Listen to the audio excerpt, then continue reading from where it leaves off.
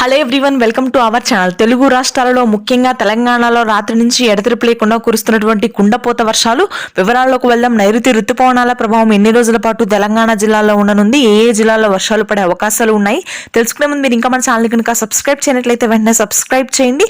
అదేవిధంగా పక్కనే ఉన్న బెల్ ఐకాన్ని కూడా క్లిక్ చేసేయండి.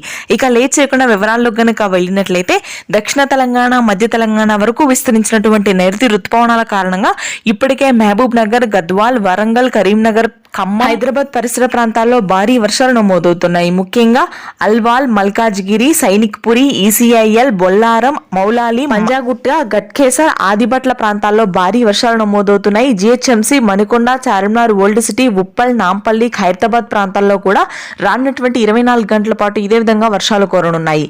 ఇక ముఖ్యంగా గుంటూరు, కృష్ణా ప్రాంతాల్లో ఈ రోజు వర్షాలు నమోదవుతాయి. ప్రకాశం, నెల్లూరు జిల్లా కొంతమేర షార్టెడ్ రైన్స్ మాత్రమే ఉంటాయి.